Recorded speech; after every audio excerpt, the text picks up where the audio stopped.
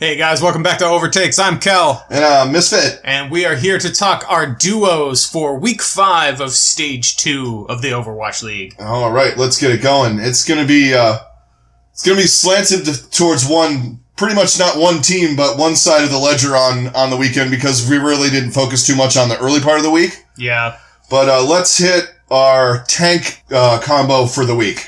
Tank combo for the week is going to be actually kind of 3 people because all 3 of them worked so well together, depending on which matchups and that. But it was mostly Meko and Mono, but we also have to throw Janice in there because he was a monster for them in the playoffs. And just in general this week, he was really good. Yeah. And just their whole tank team, I think, is incredibly underrated. Probably one of the most underrated tank teams in the whole league. No one really ever talks about them because they're not making big flashy plays, or they just make the right plays. Right. And the amount of space that they created for Libero and Sabiobi in the championship match, and even in the other matches during the week leading up to it, they're just steady. They don't, like you said, they don't do any kind of like flashy, there's no giant primal rages. There's no, big time, diva bombs or anything like that. When they just do what they have to do, they're impossible to get rid of.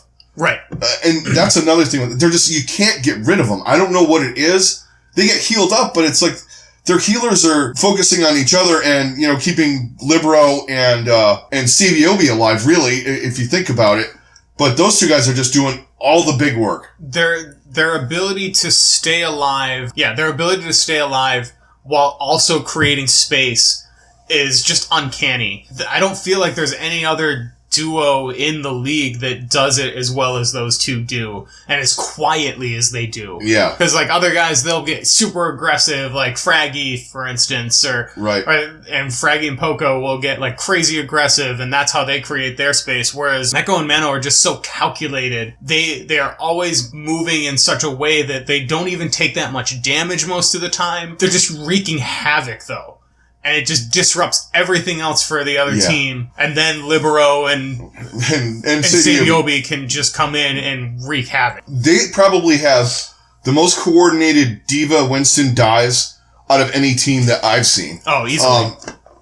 Maybe you could say London, but not this week. No, definitely not this week. But London is probably the next closest because usually Gesture is one of the best in the league. He wasn't on this game. No. We'll get to that later, and we did talk about that a little bit last night, or on Sunday night after the matches. So let's move on now. We're going to hit the supports. Yeah. And I think we're both in agreement on this one, too. If you guys watched any of the matches on Sunday, Boombox and Neptuno were absolute animals. I don't think I've seen a better performance from supports yet this year. Yeah. They were both absolutely incredible. Yeah, and they came through when it really mattered most, especially in the London game.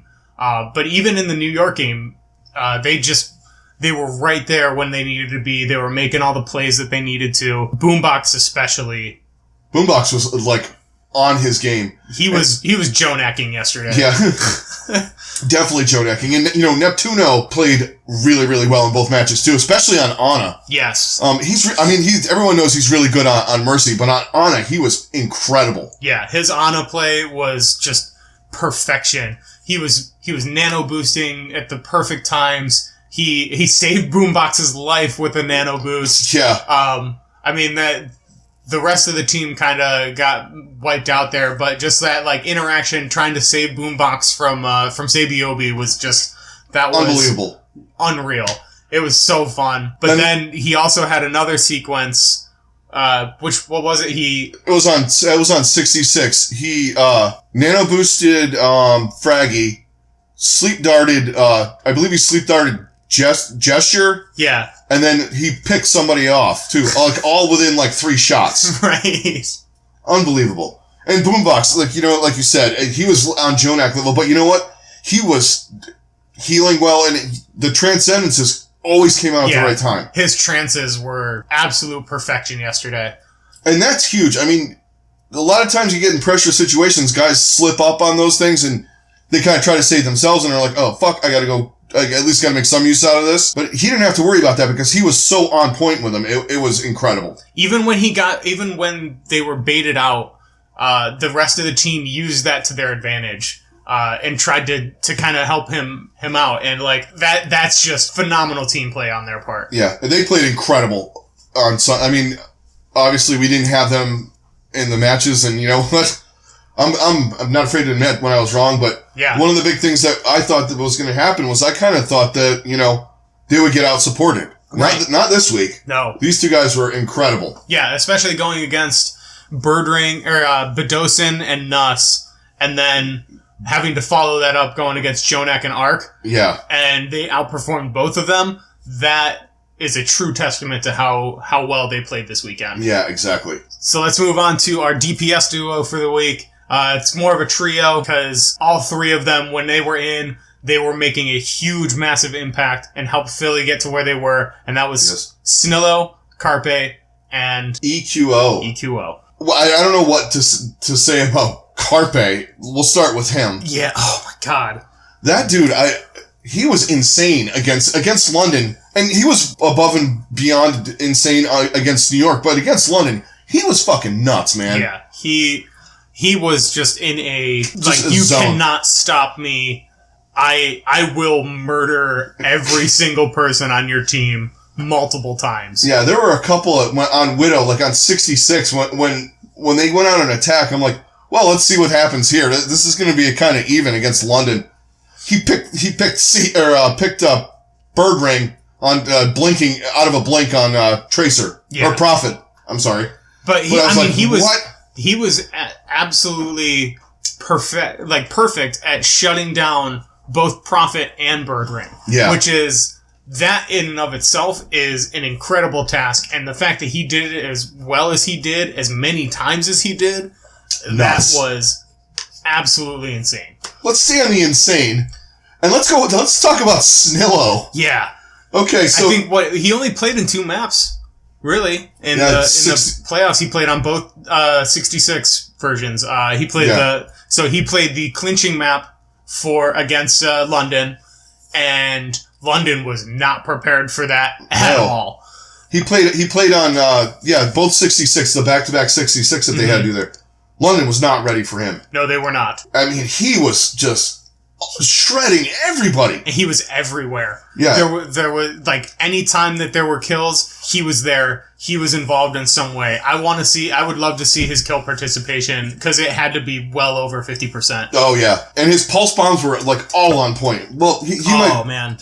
I think he missed one because he popped a trance though, which, you know, that's doing your job too. I mean, you baited out the transcendence before they wanted to use it. Yeah, and his accuracy is insane. He's another one of those guys with headshot. He one-clipped. He made Birdring switch off a Widow. Yeah. I think he one-clipped Birdring like 3 times on it. Yeah.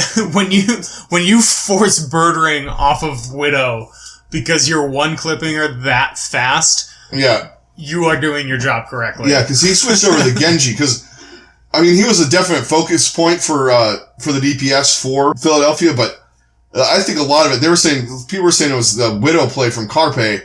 I don't know. Snillo was up in his fucking grill that whole time on 66. And that's not anything against Carpe's Widow, because he was a monster on Widow and if Snillo wasn't killing Birdring, it was Carpe. Yeah. At the same time, Snillo was just a pest. Yeah. And that's some of my favorite Tracer play to watch. Oh yeah, when they're just in there just like being a annoying little... Yeah, but he was incredible. And you know what? Let's go on to the other guy. EQO, Genji, Zarya. Anything that guy plays, man. Yeah. He's on point with everything.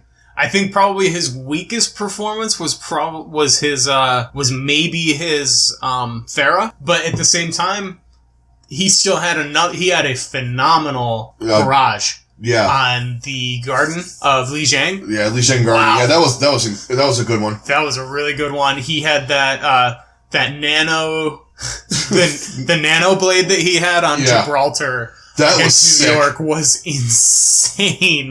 That was a 4 or a 5 kill. Something like that. Yeah. He got everything out of that nano boost too, which there are a couple times you've seen guys get nano boosted and it's like, oh, everyone's gone. Yeah. He found everybody. Yeah.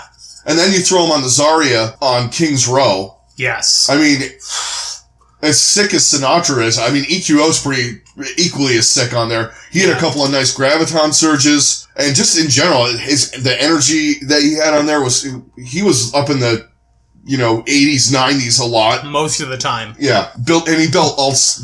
But even when fast. Even when he didn't have energy, he was still making impact plays and forcing them off the point. Like when they first took that point, when they took the first point, he was just like, I'm just going to get right up here. You're not even going to bother shooting me because you're all just going to be pushed back because I'm going to be standing behind this Reinhardt shield and you can't do shit about it. Yeah. And I'm just going to be lobbing freaking grenades at you. Which those things, I mean, especially when they were bunched up like they were, that's where you get the big ult charge from Zarya. Right. And he knew exactly what he was doing. It's like, I don't have energy, but my ult's ticking. Oh, Graviton. Yep. Ready, Fraggy? Come on. Please try.